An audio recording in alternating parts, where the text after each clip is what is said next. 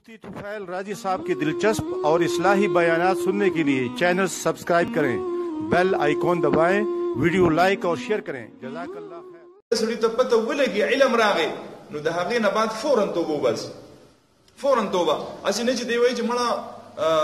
د مسلې نه ناخبرتیا په دې الله تعالی انسان نه رانیسي، راځه ځان هم مه خبروه. بعضې خلک داسې که نه مړه وایي هغه ناخبره خو نه خبره نه، ته به ځان پویه کې، ځان به په مسله باندې پویه کې چې بھائی دا مسله څنګه ده. اوس یو سړی مسلمان دی او علما شته، دې تپوس کولی شي، دته سهولیات شته او دې علم حاصلولی شي، او د هغې باوجود دی بیا وایي یاره بھائی ما ته خو پته نه وه، ما ته خو پته نه وه، نو یاره زه په دې باندې ګناهګار یم. یو سړی واده کوي او دې واده وکړي او د واده علم یې نه دی حاصل کړی، نو دا اوس د خپله ګناه ده چې تا د واده علم ولې نه دی حاصل کړی. او ښځې له طلاق ورکو، غوسه شوی یو ټوله غوسه راغله او په ښځه باندې یې ویسته، ټوله غوسه یې په خپله ښځه باندې ویسته. اوس دی وایي چا ورته وایي چې هلکه ښځه در باندې طلاقه ده، نو دې څه وایي یاره ما ته خو پته نه وه، زه خو غوسه وم په دغه ټایم کې. نو زما وروره په مینه محبت کې څوک ښځې له طلاق نه ورکوي، دا خو ورکوي هم په غوسه کې. طلاق چې ښځې له ورکوي نو هم په غوسه کې ورکوي، په مینه محبت کې څوک لیونی چې طلاق ورکوي. یاره چې یو ملازم دی او ملازم خپل کار کوي، صحیح کار کوي، مالک ته مطمئن دی، نو هغه ورته وایي چې نوکري پرېږده، هغه ورته رو لالچ ورکوي چې بھائی نورې پیسې به درکوه، تنخوا به دله سیوا کوه، خو ته زما سره کار کوه. هغه یې راګرځوي، لرې کوي نه ځان نه. دقه شان چې بیبي فرمانبرداره ده او ستا سره مینه محبت دی او تعلق صحیح دی، نو څوک لیونی چې طلاق ورکوي. طلاق خو ورکړل کېږي په غوسه کې. اوس دی وایي یاره ما خو په غوسه کې ورکړی، زه په ځان نه یم پوه شوی. او بیا به ځینې خلک وایي مړه په نشه کې و، ځینې خلک سوی ځینې سوی. بهرحال ته چې واده کې نو د واده سره تا دا خبره لازمي ده چې ته د واده علم حاصل کړې. او یاره ما ته خو پته نه وه، نو تا ته پته نه لګېدل، دا ستا خپل قصور دی، دا ستا خپل قصور دی. یو سړی ټرفیک ته راوتی دی، په روډ باندې ګاډی چلای او په بدل لاس باندې روان دی او اکسیډنټ یې وکړو یا پولیسو ګیر کو یا اشاره ماته کړه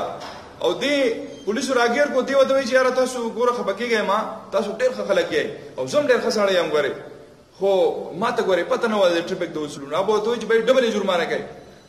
ډبل یې ځکه جرمانه کوي چې بھائی هم ګاډی چلئ او هم ورته د ګاډي د ټرفیک قوانین ورته هم نه دي معلوم، دا ډبل مجرم دی. یو سړی وایي چې یاره زه ما ته د دې مسلې پته نه وه، ما ته د دې مسلې پته نه وه او زموږ خو دومره عجیبه د کمبختي به ورته ووایو، بدنصیبي به ورته ووایو، زموږ ټولې مسلې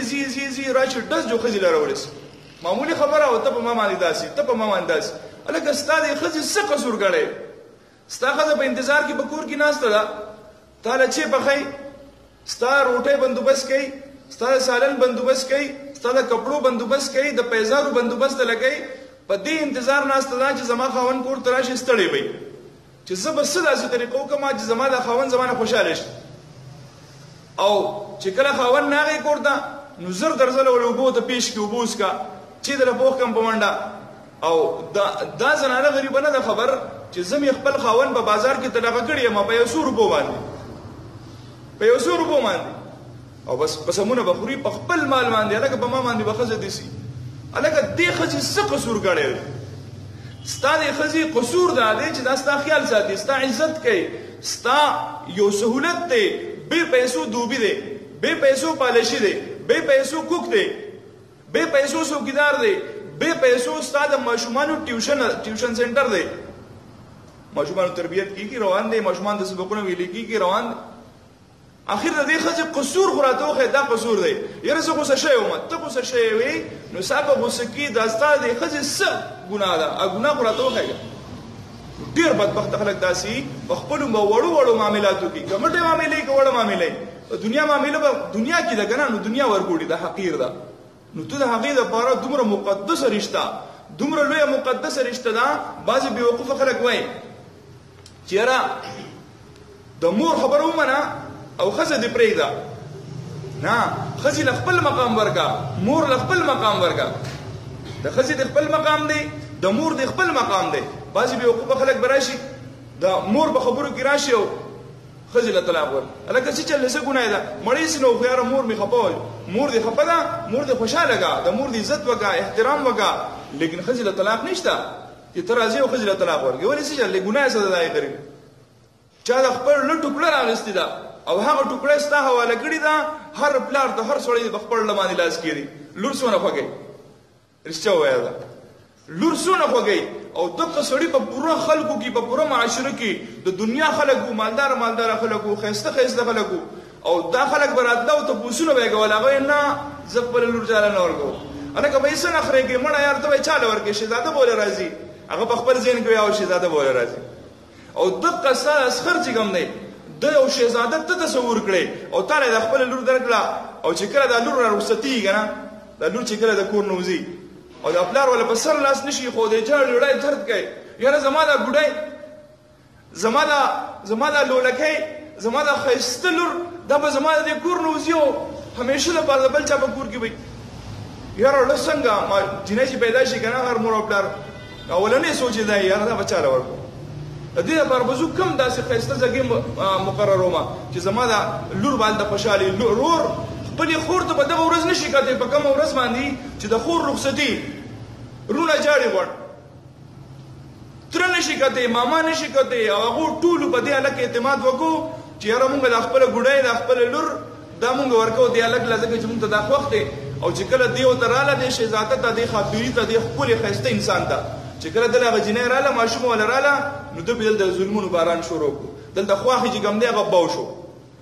او ظلم شروع شو زیاتې شروع شو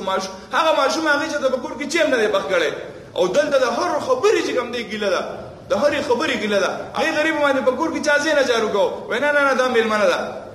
او دلته تا ظلمونه شروع کړه او حد تر دې چې هغه ماشومې د تا نن د طلاق لفظ ووایي زموږ استادانو مونږ ته وایي د طلاق دا لفظ هم ووایه دا ډېر زیات چې کوم دی منحوسه لفظ دی مه وایه